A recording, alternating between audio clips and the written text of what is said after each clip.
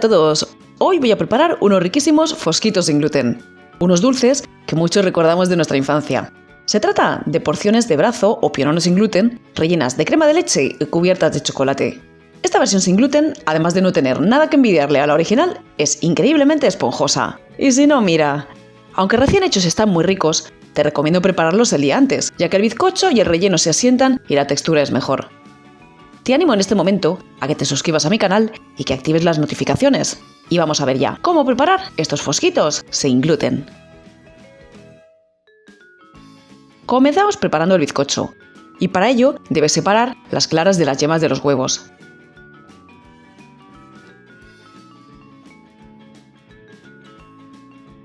A continuación, blanquea las yemas con la mitad del azúcar que lleva el bizcocho. Bate hasta que tengas, como ves, una mezcla blanquecina y espumosa. Ahora, bate las claras. Cuando espumen un poco, comienza a añadir el azúcar restante poco a poco. Bate hasta que estén densas, blancas y brillantes, pero sin alcanzar el punto de nieve firme, o te costará después integrarlas en la masa. Para preparar estos fosquitos, puedes usar harina de arroz, almidón de maíz o mitad y mitad, como voy a hacer yo. Así, el bizcocho queda más esponjoso que con harina de arroz sola, pero se seca menos que usando solo almidón. Los voy a juntar y voy a remover para que se mezclen bien. Tamiza sobre las yemas montadas para evitar que queden grumos.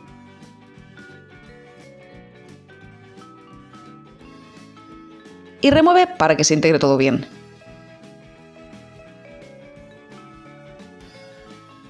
A continuación, comienza a incorporar las claras poco a poco. Añade un buen pegote e incorpora con una espátula. Al comienzo te costará un poco, ya que la mezcla es bastante densa, sobre todo si has usado solo harina de arroz. Asegúrate de que no queda mezcla pegada al fondo. Continúa añadiendo las claras poco a poco hasta que las tengas perfectamente integradas y no se noten ni pegotes de clara ni queden mezcla en el fondo. Comienza a calentar el horno a 175 grados centígrados. Cubre un molde rectangular de horno con papel de hornear y engrásalo. El mío tiene 25 x 42 centímetros. Puede parecer exagerado, pero te va a facilitar enormemente el desmoldarlo.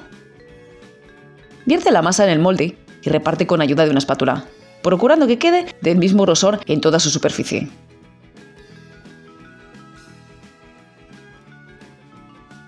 Una vez que has repartido bien la masa y que el horno está caliente, introduce la bandeja en el horno y hornea unos 17 o 18 minutos a 175 grados con calor arriba y abajo.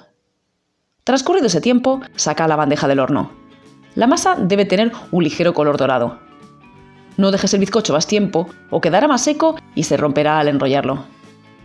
Con cuidado de no quemarte, transfiere a una rejilla para que enfríe, ya que el bizcocho pierde humedad también por debajo. Tardará una media hora en enfriar. El bizcocho es muy tierno. No hace falta que enrolles en caliente, que es una pregunta que me hacéis a menudo. Transcurrido ese tiempo, cubre con otro pliego de papel de hornear y con ayuda de la misma rejilla da la vuelta. Quita el papel con cuidado. Si has engrasado, verás que sale casi solo y sin pegarse nada.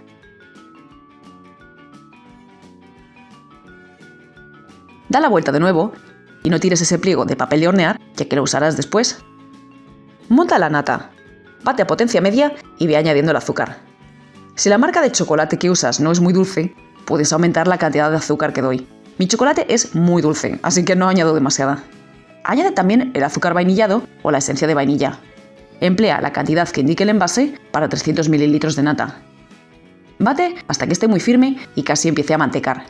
Es decir, más de lo que batirías para otro tipo de preparaciones. Verás que pierde un poquito del volumen ganado y que se empiezan a formar coágulos. Extiende sobre el bizcocho y reparte bien, procurando llegar bien a los extremos.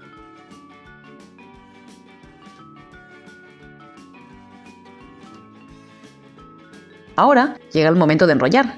Puedes hacerlo en el sentido que prefieras, según quieras que sean más grandes o más pequeños.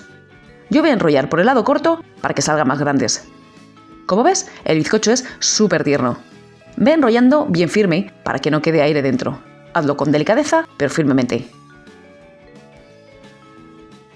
Y en el momento que lo tengas, enrolla también firmemente el papel alrededor. Esto evitará que el rollo se abra durante el reposo. Coloca el cierre del bizcocho hacia abajo y guarda en frío al menos 1 hora para que se consolide la forma. También puedes preparar de un día para otro.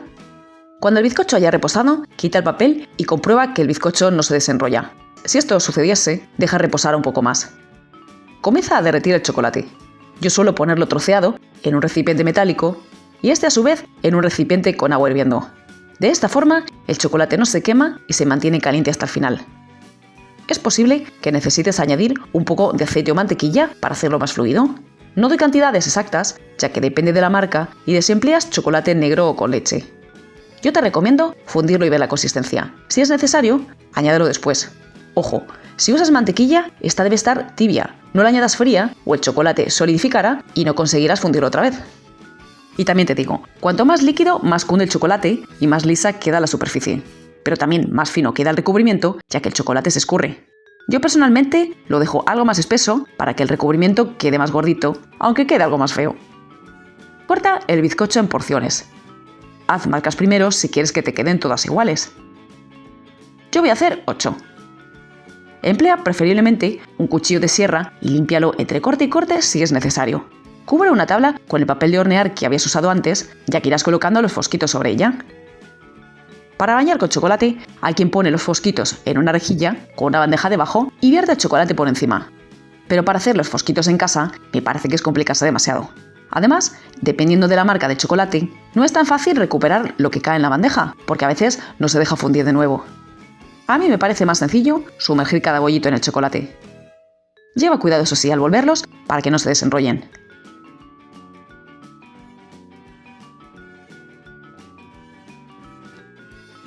Si ves que la cobertura es algo densa, que es lo que me pasa a mí, añade un chorrito más de aceite y remueve bien. Termina de rebozar los bollitos y ve colocando sobre la tabla cubierta con papel. Si quieres, puedes mejorar un poco la superficie con una espátula, pero no te entretengas demasiado para que no enfríe el resto del chocolate.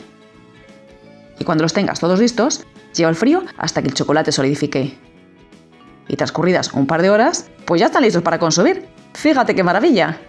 Y voy a cortar uno para que veas cómo queda por dentro. Esto es una gozada. Y aunque de pena, voy a aplastar uno un poco para que veas lo tierno que es el bizcocho. Fíjate qué maravilla.